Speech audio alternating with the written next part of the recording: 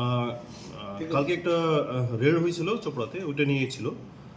তো এটা এই প্রসঙ্গে বলে রাখি, আহ, এই বছরের মার্চ মাসে আমরা চোপড়া থানায় একটা কমপ্লেন পাই ইডিএসআর চোপড়া থেকে, কি একটা জল মানে জালি দলিল নিয়ে একটা কমপ্লেন ছিল। অ্যাকচুয়ালি ওনাদের সিস্টেম মধ্যে কিছু আপডেট করার সময় উনি পেয়েছিলেন। তো তারপরে একজন লোককে ধরা পড়ে। ওর নাম হলো ভাস্কর পাল। ভাস্কর পাল যে আছেন, উনি অ্যারেস্ট হয়েছিলেন। ওনাকে অ্যারেস্ট করার পরে আবার অ্যারেস্ট হয়েছে অমৃত সিংহ। তো অমৃত সিংহকে অ্যারেস্ট করার পরে এই 17 তারিখে ওনার অমৃত সিংহের কাছ থেকে যখন পিসি পিরিয়ডে ছিলেন, পিসি পিরিয়ডে ওখানে বিডিও অফিসের কাছেই একটা দোকান ছিল, ওখানে একটা রেড করা হলো। রেড করার পরে ওখানে আবার কিছু মানে জাল দলিল পাওয়ার পরে, আর জাল নথিগুলো ছিল অন্য কিছু। তারপর ওইখানে একটা কেস হয়। তো ওই কেস করার পরে একজন যে আসামি ছিল, আসামি আমরা পিছা করছিলাম, আমাদের সাসপেক্টের মধ্যে ছিল। তার মাঝখানেই কালকে আবার আমরা কিছু ইনফরমেশন পাই। ইনফরমেশন ভিত্তিতে এএসপি চোপড়া আর ওনার টিম নিয়ে কালকে একটা রেড হয়। রেডে টোটাল 3টি জায়গাতে রেড হয়েছে। বিডিও অফিসের পাশে, বিডিও অফিসের পাশে 3টে জায়গাতে রেড হয়েছে, আর 4জনকে অ্যারেস্ট করা হয়েছে। এখন অব্দি টোটাল 5টা কেস হয়েছে এটাতে। আমরা যদি মার্চ মাসে যে কেস হয়েছে ওটাকে যদি মিলে রাখি, তো টোটাল 5টা কেস, আর 5জনকে এখন অব্দি অ্যারেস্ট করা হয়েছে, যেটাতে আমরা জাল দলিল পেয়েছি, জাল আপনার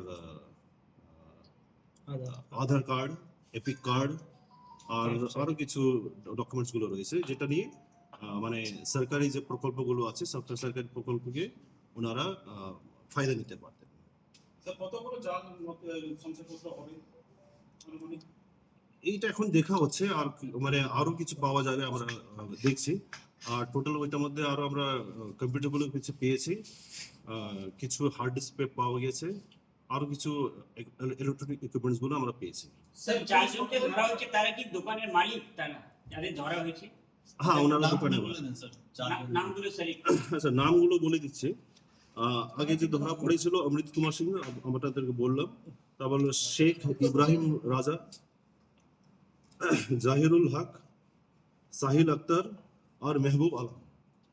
কি অনলাইনে দোকান করতো? অনলাইনে না, অ্যাকচুয়ালি প্রিন্টিং ছিল, কারো জেরক্স মেশিন ছিল, কারো কম্পিউটার নিয়েছিল। স্যার বলছিলাম কি এদের কি মানে এখানেই মানে চক্রটা কি শুধু এখানেই আছে, না মানে এদের বাইরের কোনো লিংক রয়েছে? এইটা আমরা দেখছি, এখনো অব্দি আমরা বাইরের কোনো লিঙ্ক পাওয়া যায়নি।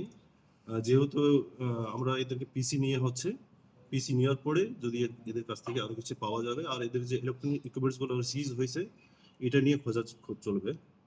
স্যার, চোপড়া এডিসিআরের এই জায়গা, এই ঘটনা নিয়ে বা বলা চলে বিএলও চোপড়া নিয়ে, বিশেষ করে ভূমি দপ্তর একাধিক ঘুরি ঘুরি অভিযোগ এসছে মানুষের কাছ থেকে।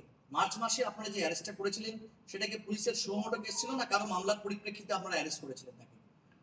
মার্চ মাসে যে কেস হয়েছিল ওইটা এডিএসআর চোপড়া যে আছেন, উনি আমাদেরকে কমপ্লেন দিয়েছিলেন। ওনারা অ্যাকচুয়ালি নিজের সিস্টেম যখন আপডেট করেছেন, তখন উনি পেয়েছিলেন, ওই ভিত্তিতে ওনারা কমপ্লেন করেছিলেন। ফার্স্ট ওইটা আমাদের মানে কেসটা পাওয়া, তারপর থেকে যত কেস হয়েছে সম্পূর্ণ কেসগুলো পুলিশের নিজের কমপ্লেন হয়েছে। স্যার, একটা বিষয় বলছিলাম, শুধু চোপড়া বিডিও অফিস চত্বর নয়, এই মহকুমার ঢাকাতে বিডিও অফিস চত্বরে কিন্তু এই ধরনের সাইবার ক্যাফে দোকান রয়েছে, যারা সমস্ত রকম ডকুমেন্ট তৈরি করে, যেখানে দেখতে পাবেন যে স্টিকার লাগানো আছে, আধার পেন কার্ড তৈরি করা হয়। তাহলে কি সেই সব দোকানগুলোর উপরে কি নজরদারি চলবে? এটা অফকোর্স প্রত্যেক জায়গাতে চলবে, আর শুধু ওইটা না, আমরা মানে সিভিল ডিপার্টমেন্টকে এটা নিয়ে আমরা জানিয়েছি, তাকে ওনাদের তরফ থেকে মানে এটাতে সতর্কতা করা যায়। স্যার, যেটা অভিযান চালাচ্ছেন সেক্ষেত্রে কি পুলিশ মানে নিজস্ব ব্যবস্থাপনায় চালাচ্ছেন, নাকি সেক্ষেত্রে ভূমি দপ্তর এবং যেটা সিভিল অ্যাডমিনিস্ট্রেশন আছে তাদের সঙ্গে আপনারা যৌথ অভিযানে নামছেন? না, এটা পুলিশের মানে নিজের শুধু আছে, এখানে আমাদেরকে রেড করার জন্য ওনাদেরকে নিয়ে যাওয়ার দরকার পড়ে না।